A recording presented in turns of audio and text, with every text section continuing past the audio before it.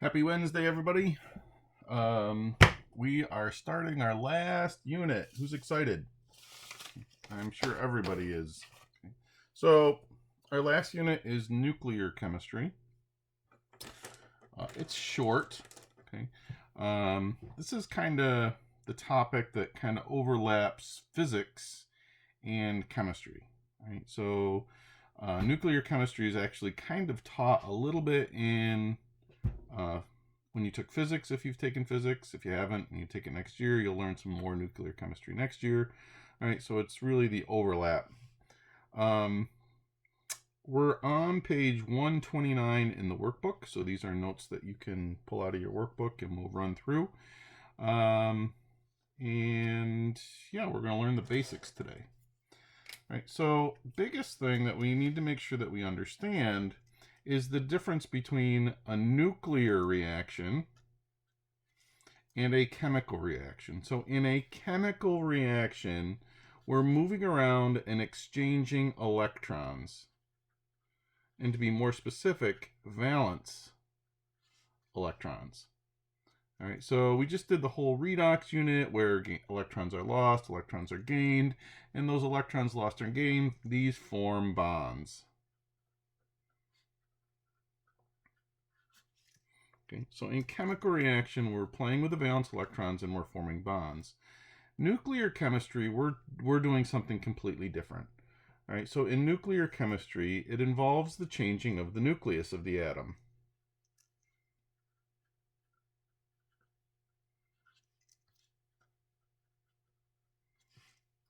Okay, so we're going to actually change the number of protons and neutrons in the nucleus. Now, transmutation is the reaction that occurs when the atomic nucleus of one element is changed into the nucleus of a different element. Now, remember when I said way back when we started talking about the history of the atom, we said that the alchemists were trying to turn lead into gold. Okay, they were trying to turn lead, into gold. Okay, well, they were trying to do it by chemical reactions, and you can't with a chemical reaction, but with a nuclear reaction, we can. Okay, so if I take a nuclear reaction, we're going to change the number of protons and neutrons, and we actually can turn one element into another. And that type of nuclear reaction is called a transmutation. All right, so for example, here's another one. Okay, if I take radium 226, it has 88 protons.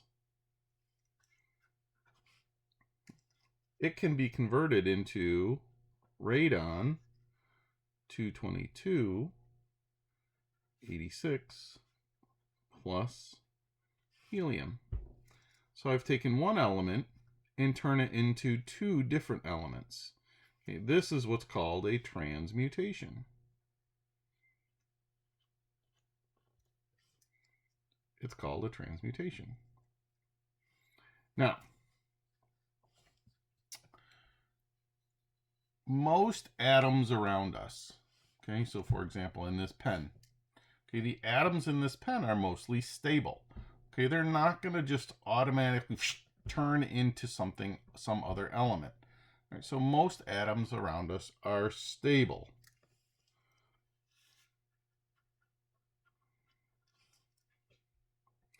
Now, the stability of a nucleus depends on the ratio of neutrons to protons.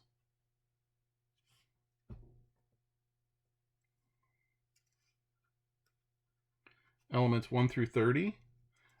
Okay, so the first 30 elements, they want a ratio of 1 neutron to 1 proton.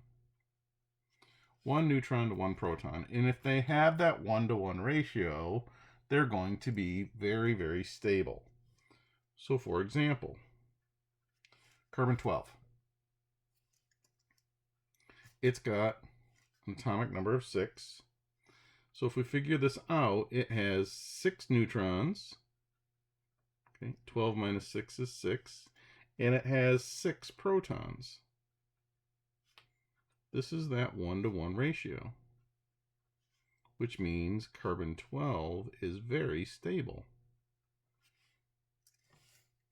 Now let's compare that to carbon-14. Now, some of you have heard of carbon-14, and we've actually talked about it a little bit in the past. Carbon-14 is used for radioactive carbon dating. Okay, so it still has 6 protons. That's what makes it carbon. But now it has 8 neutrons. It does not have that 1-to-1 ratio.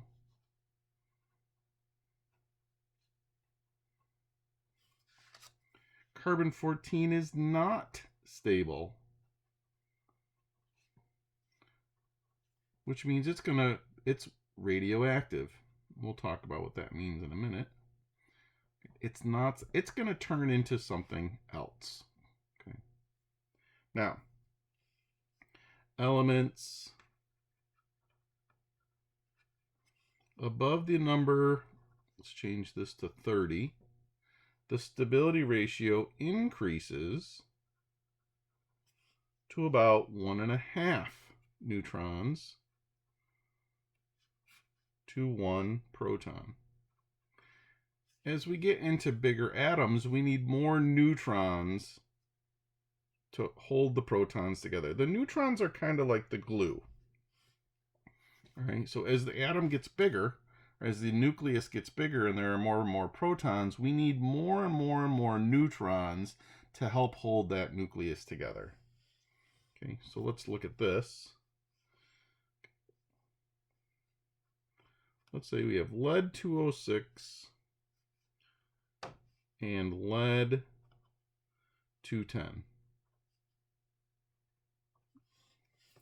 And I want to figure out which one of these is stable, lead-206 or lead-210. What we do is we look at that proton to neutron ratio. So 206 minus 82 is 124 neutrons. It has 82 protons. Now, if you do that math, this turns out to be about 1.5 to 1. If we look at this guy, 110 minus 82 is 128 neutrons to 82 protons. And that's about 1.6 to 1. So if we had to take a guess which one is stable, this is the one that's stable. And this one is unstable. Now, eventually, when we get into the really big atoms, no matter how many neutrons we have, the atom is unstable and it's going to turn into something else. Right? So all nuclei with an atomic number greater, this should be than, 82 are radioactive. Greater than 82, so that means 83 and above. As soon as we get to 83, they're too big, all right? They're never going to have enough neutrons, all right? No matter how many neutrons they have, it's not enough to hold that together. And those are all unstable, which means they're going to want to turn into a different element. And they're going to do that through what's called radioactive decay.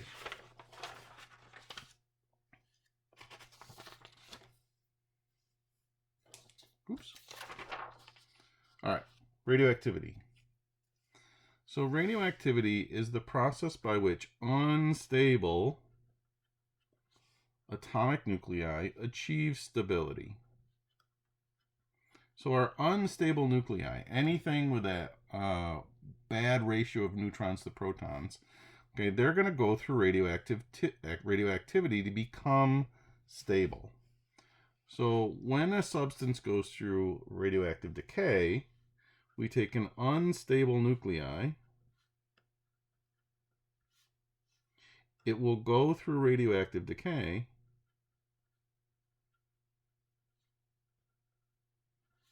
and it'll produce a stable nuclei and radiation.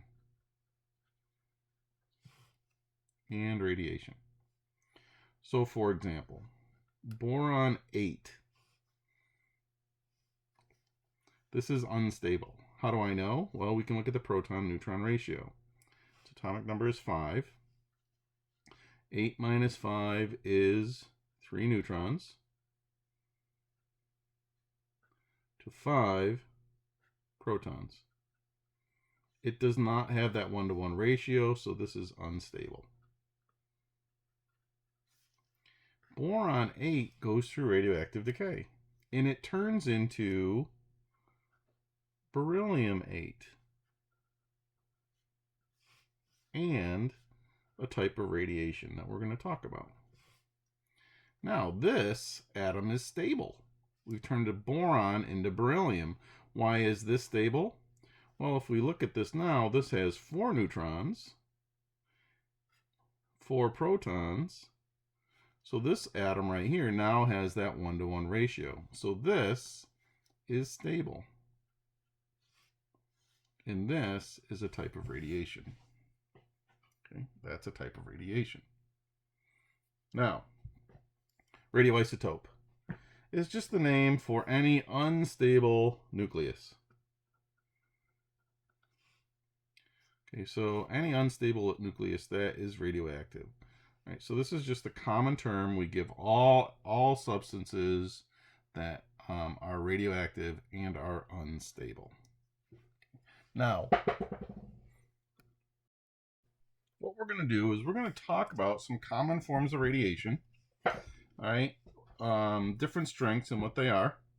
And then we're going to talk about how to write equations with them.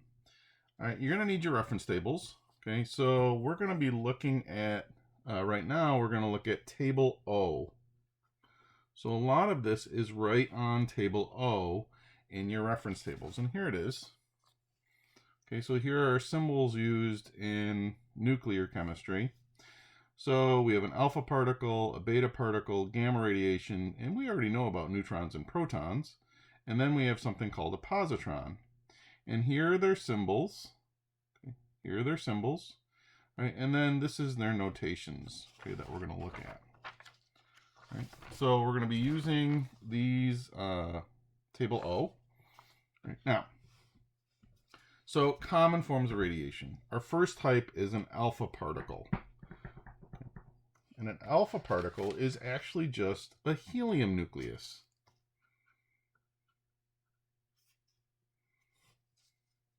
Okay. No electrons. Just the protons and neutrons of a helium atom. Right? And a helium nucleus has 2 protons and 2 neutrons. Okay. Again, no electrons, just the nucleus. So the symbol that we're going to use is 4,2He. That's what we're going to use almost all the time. Okay, now you're going to also see this, and it's on the reference tables, right? Okay, it kind of looks like a fish. Okay, this is the Greek letter alpha.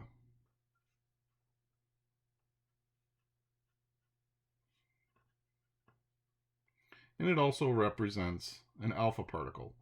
Okay, rarely use this. All right, it is in the reference tables. When we write equations with alpha particles, we're going to use this one. All right, so the charge. Well, if we look at 4,2He, it has 2 protons. It's 2 protons and 0 electrons, which means it's got to have a +2 charge. Okay, so it's got to have a +2 or a 2+, however you want to write it. Its mass. Well, again, 4,2He. Okay, what's that? That's the atomic mass. So the mass of an alpha particle is 4 AMUs.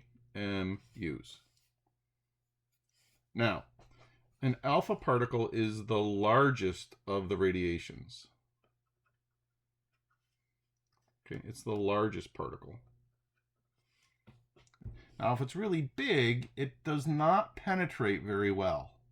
Right? If it's the bigger it is, the less it penetrates. Right? So, like if I radiate myself with alpha particles, because the particle is so big, it's not going to go into the skin very much. Okay? So the penetrating power of a alpha particle is low. Okay? And if you want to protect yourself, okay, so let's say that we're going to have an alpha particle storm from space, and actually that's true, it won't reach us, but if we were in space at the space station, we would need to shield ourselves from the alpha particles. But it's really easy to shield yourself from alpha particles because a piece of paper or cloth, just our clothing, will stop an alpha particle. Okay? It won't go through those. Because the particles are so big, that radiation, okay, will be stopped by paper or cloth. If you have to choose to be irradiated by some type of radiation, not that you ever want to be irradiated, but if you have to choose, you want alpha radiation, just because it doesn't penetrate very far. All right, let's talk about our second type. And this is a beta particle. Okay, so this is an electron that is created in the nucleus. Now I know that electrons are not in the nucleus. Okay, they're outside the nucleus in orbitals. All right, but we'll talk more about how this happens later. Okay, now the symbol for a beta particle is just an electron. 0 minus 1 e. 0 minus 1 e. Now we're going to use this one almost all the time, but you're also going to see this. All right, it's a weird B with a tail. Okay, it's a weird B with a tail, and it's going to have a minus sign. Okay, this is the Greek letter beta.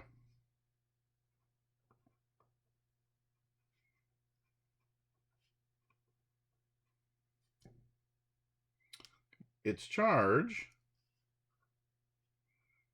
there it is, there's the charge right there, okay, is -1. We know that. The mass of a beta particle, remember, a beta particle is just an electron. We know a lot about electrons already. What's the mass of an electron? Well, it's basically 0. Okay? It has no mass. Electrons have no mass. Now, since they have a lot less mass than an alpha particle, that means they're going to penetrate into things further. They can travel further into materials. So the penetrating power of a beta particle is moderate. Oops. It's got moderate penetrating power. Well, it's not impossible to stop them. Okay, metal foil will stop them. So if you just had some aluminum foil, okay, that piece of aluminum foil would actually stop beta particles from penetrating through things. Our third type of radiation is called a positron.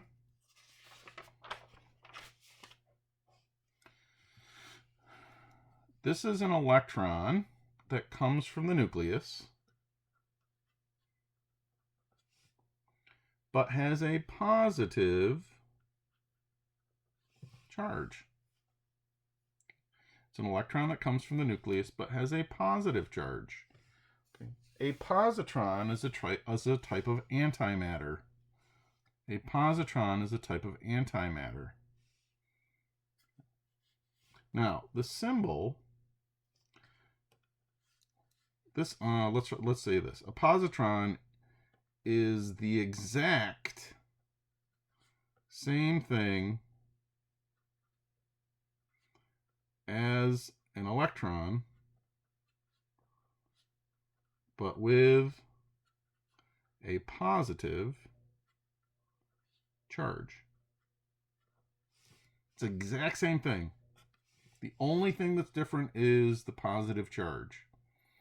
Now, the symbol that we're going to use is 0 plus 1 e. 0 plus 1 e. It does have another one. Okay. You will see this. a beta particle with a +1 charge. So it's the B with the tail. So you could see this. We're not going to use this. We're going to use this one. Okay, we're going to use 0 + 1e for a positron. Okay, so this radiation, okay, has that charge of +1. There's my charge. So it's got a +1 charge. Okay, mass. Can you guess the mass? If it's an electron, its mass is 0. Penetrating power is just like a beta particle, just like an electron. It's moderate. And we can be shielded by metal foil.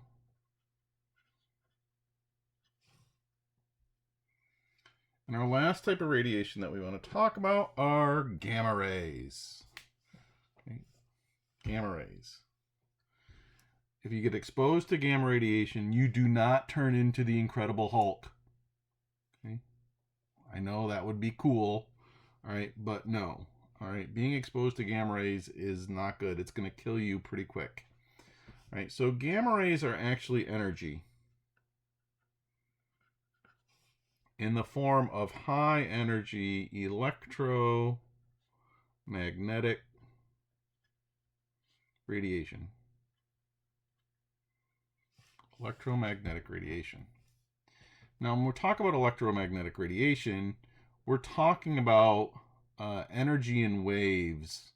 Okay, so other types of electromagnetic radiation, X-rays, light. Okay, these are all different. Different types of electromagnetic radiation. Okay, but gamma rays just have way more energy than X-rays and light. Now, the symbol that we're going to use for a gamma ray is kind of a weird Y. And this is the Greek letter gamma.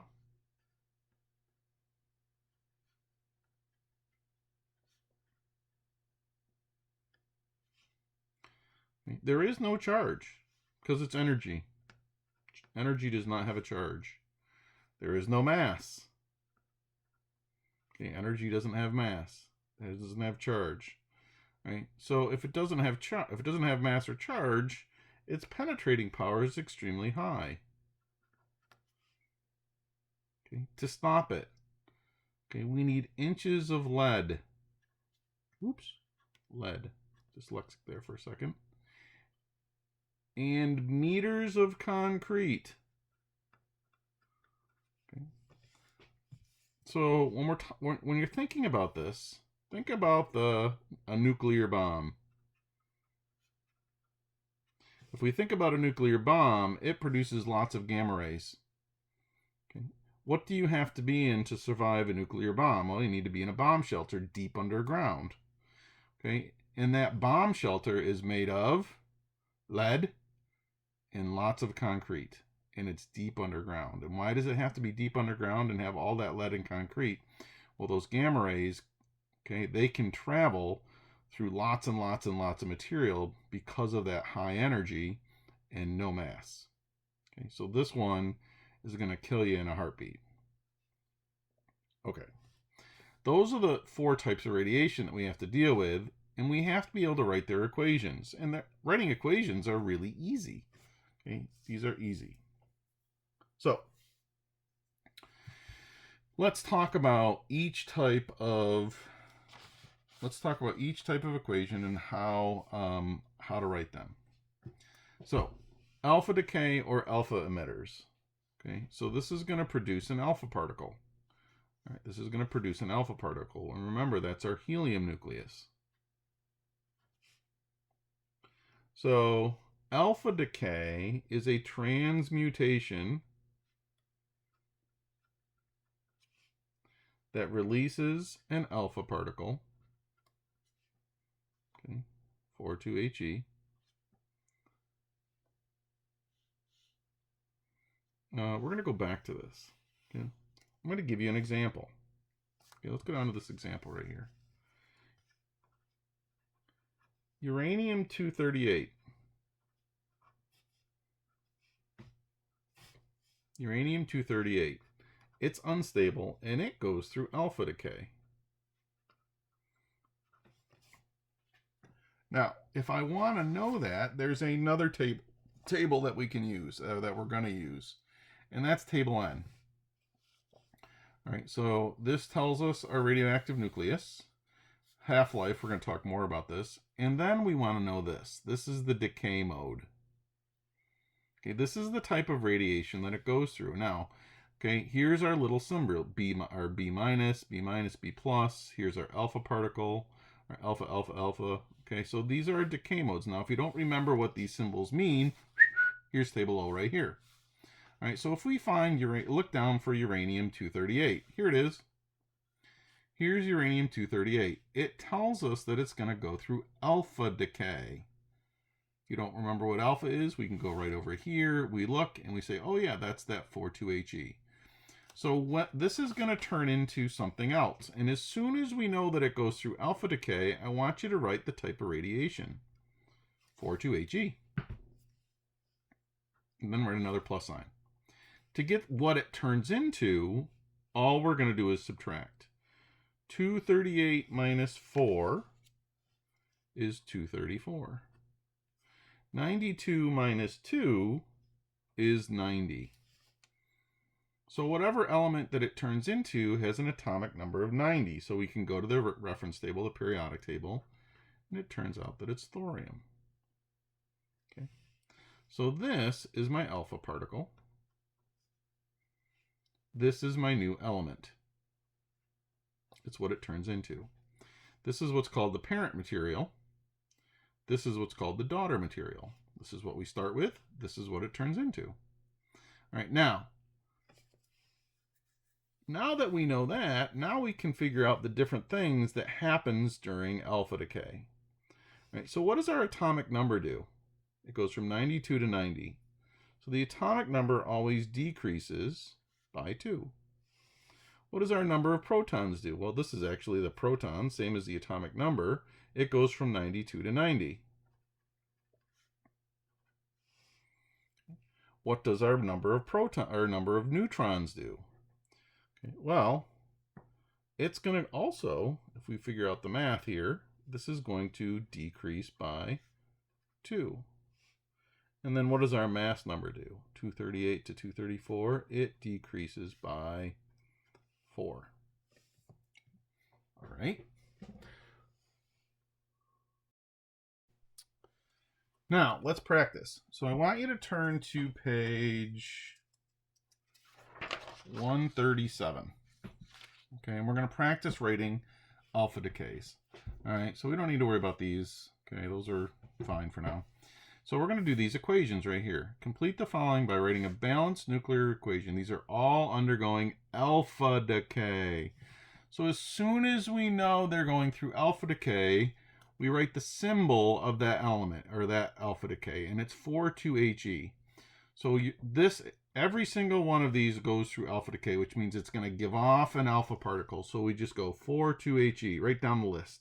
Okay, as soon as we know what particle it produces, okay, we write it.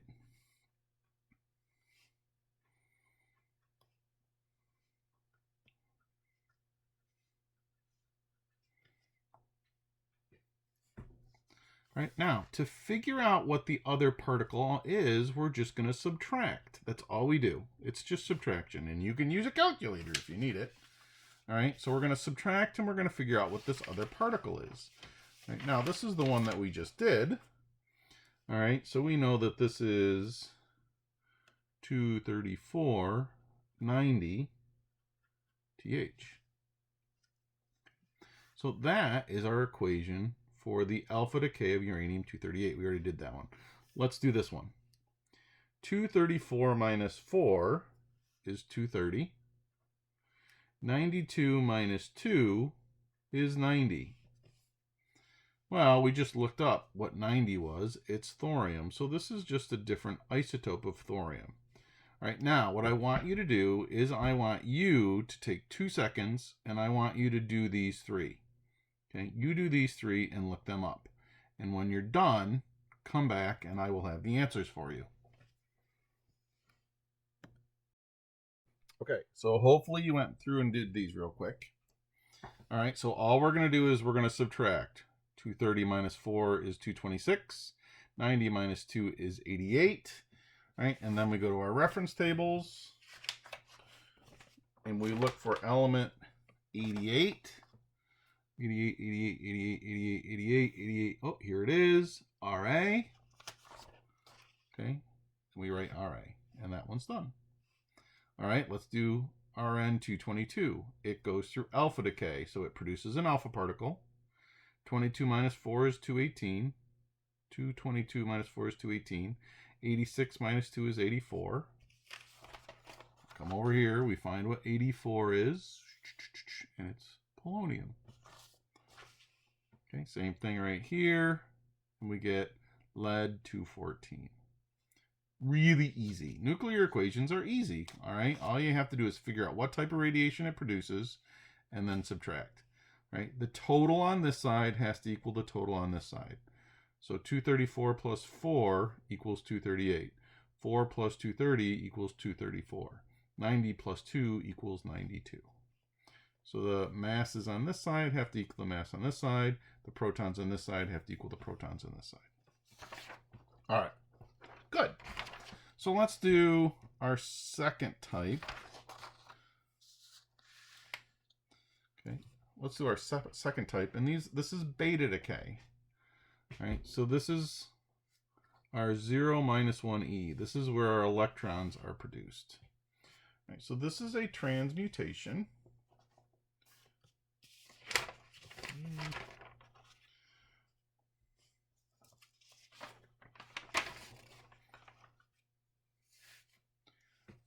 That releases an electron from the nucleus. All right, so how does that happen?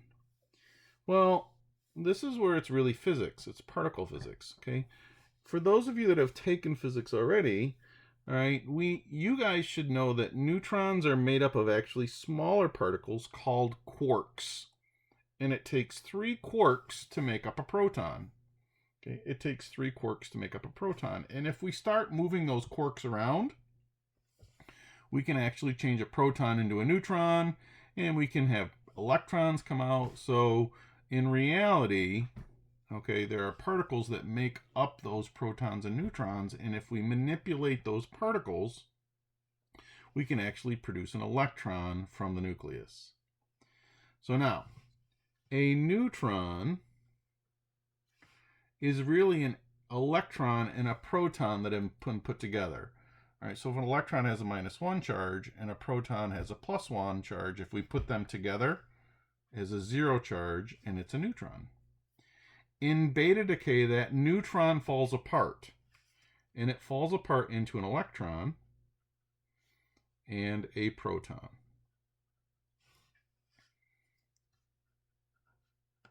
So that's the symbol for a neutron. If it produces a proton, and we subtract, what's 1 minus 1? 0. What's 0 minus 1? -1. E. So that's that right there. This is my beta particle. Okay, that's my beta particle. Again, I'm going to wait for this. Let's go ahead and give you an example. Lead-214 with an atomic number of 82, it actually will go through beta decay.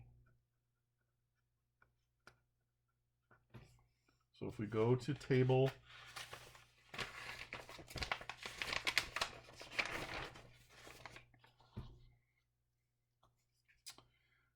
I wonder if it's maybe it's not even on here. Is lead on here? Oh, it's not on here. That's okay. This is just some of them. All right, so I'm telling you that lead goes through beta decay. Now, as soon as you know that it's beta decay, you write the radiation that it produces. It produces 0 minus 1e. It produces the beta particle.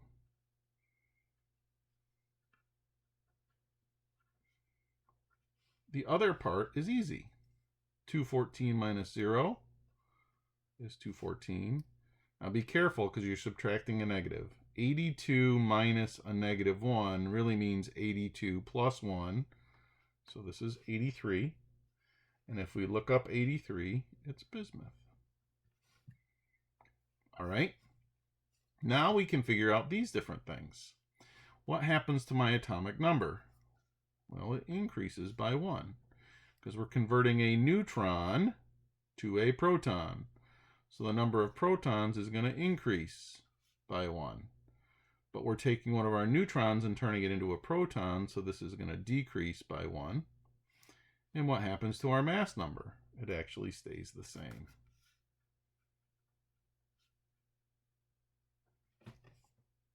It stays the same. All right.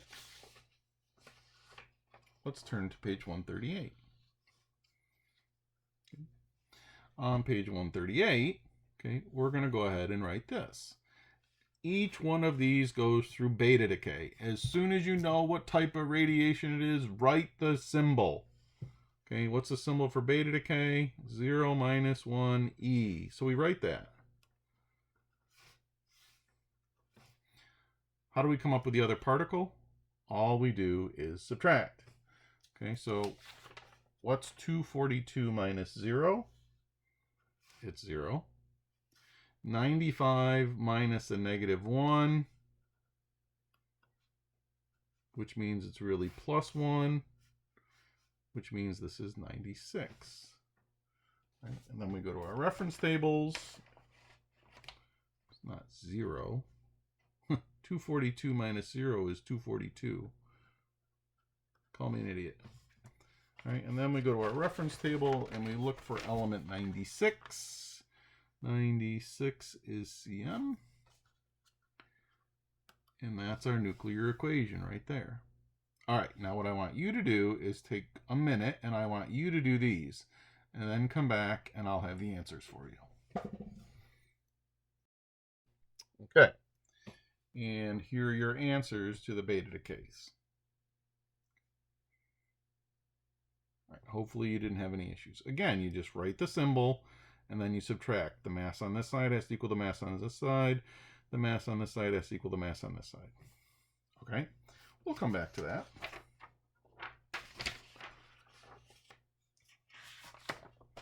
All right, so positron emissions. So this is, okay, this is producing a positron, which you remember is that 0 plus 1e. It's the opposite of an electron.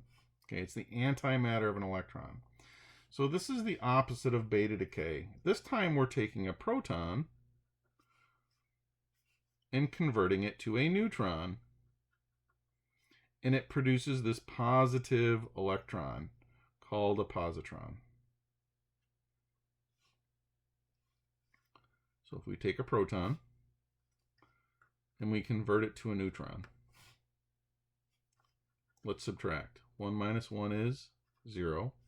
1 minus 0 is 1. And that's our positron. All right, again, we'll come back to this. Let's see what the nuclear equation looks like. Okay, let's see if I picked one on table N to do as an example. I don't know. Let's see here. Oh, I did. Cool. All right, so we're going to do the decay of potassium-37. If I want to know what particle it turns into, or what particle it gives off, I can go to table N, and I find potassium-37. Here it is. It goes through this B plus thing. Well, what is this B plus thing? If we come over here and find the B plus, it's a positron, and there's our symbol that we're going to use. That's our radiation that's going to be given off. So we write that symbol right away. 0 plus 1 E. How do we come up with the other particle? Well, you just subtract. 37 minus 0 is 37. 19 minus 1 is 18. And then we look up what 18 is, and it's argon. All right, so this is my positron. All right, well, what does that do to these different things? Well, my atomic number goes from 19 to 18, so it's going to decrease by 1. Okay, and we're converting a proton into a neutron this time. So this is going to decrease by 1. It's going to turn into a neutron, so it will increase by 1. What happens to my mass? It stays the same. Okay, the mass doesn't change.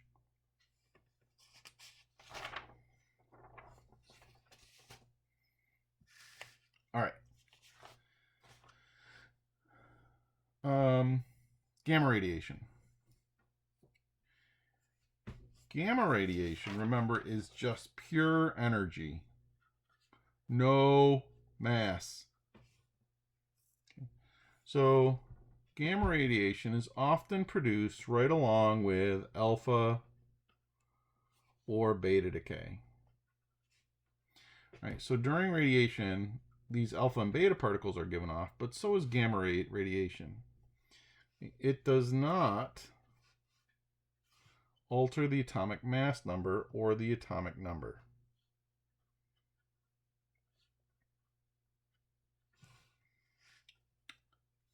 So for example, uranium-230,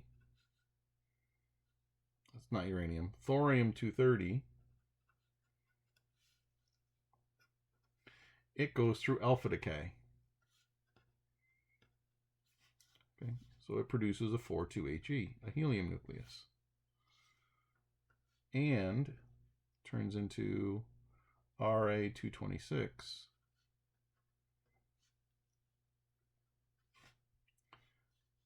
But it also produces gamma rays.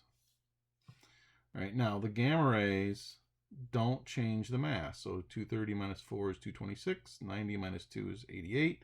Okay, where does this gamma radiation come from? A very, very, very, very small amount of mass is converted to energy. In nuclear equations, in all of them, in all nuclear reactions, a small amount of mass is converted to energy. Okay. And there's a famous equation that goes with this. E equals mc squared. Energy equals mass times the speed of light squared. This is Einstein's equation. Right? So we take a tiny, tiny, tiny bit of mass and it's converted to energy. That's where all the energy in a nuclear reaction comes from. Okay. Now the mass is so small that we can't measure it even. Okay. It can't even be measured. That's how small it is. Right? But that tiny, tiny, tiny, tiny amount of mass is converted to energy, and it's a beta particle, or it's given off as gamma rays. All right, let's talk about this real quick. So nuclear equations are similar to chemical equations where mass and charge must be conserved. And I just want to show you this real quick. Ra-226, 88. It goes through alpha decay. As soon as we know that it's alpha, we write 4,2He. Plus, then we subtract, we get 222 and 86 Rn. Okay, now we gotta make sure that this is balanced by mass and charge. This is the mass part. This is the charge. Okay, the protons. All right, so the number of the mass here has to equal to the total mass over here. And the protons here have to equal this, right? And we've just been subtracting, so you're going to have equal numbers. All right, now, ready? I'm going to throw a wrench at you just a little bit. Let's say that I have uranium-238, 92. We add an alpha particle. Now, I know we haven't talked about what this is yet, but that's okay. All right, it's a type of nuclear equation. So we add an alpha particle. Okay. It produces a neutron and something else. And I want to know what this is. Can we figure out what this is? Well, the total mass over here has to equal the total mass over here. So if we add 238 and 234, we get 242. 242 minus 1 is 241. Let's add these two. We get 94. 0. What's 94 minus 0? 94. We look up 94, and it's PU. Okay, so remember, this is my mass, and this is my charge. Okay. Now, we got one last thing to do for today, and we're done. And that's back on page 238. Now, sometimes what happens is an atom will have to go through multiple decays. It'll have to go through multiple decays to become stable, right? So it doesn't always just go from, so if we look at here, it doesn't always go from this one that's unstable to this one that's stable. Matter of fact, this one is also unstable. So sometimes it'll go through a series of decays. Okay, so it'll turn into something, and this something will turn into something else, and then this something will turn into something else, and eventually, after it changes a few times, it eventually turns into something that's stable. Well, that's what this is doing. Okay, we're starting with acetane 216, and I want to know what it turns into, and it goes through 3 decays to become stable. Okay, so we're starting with AT21685. And it's going to turn into something and give off an alpha particle. This something that it produces comes down here, and it goes through alpha decay and turns into something else. That something else is also radioactive. It goes through beta decay and eventually turns into something stable. So what I want you to do is I want you to write these 3 equations and figure out what the stable isotope would be at the end. Okay? Once you've done that, come back and I will have the answer for you. Okay, so here's my series. Okay, so we went to AT216. It goes through alpha decay and turns into bismuth 212. This is still radioactive. It's a radioisotope. It's going to turn into something else. It goes through alpha decay also. It gives off an alpha particle, turns into Tl208, which is still radioactive. It goes through beta decay and it produces a beta particle. Eventually, that all turns into lead-208. This is stable. All right, that's all we're going to do for today. Have you doing some review book work, I think, and we'll pick up with this on Friday. Have a good afternoon.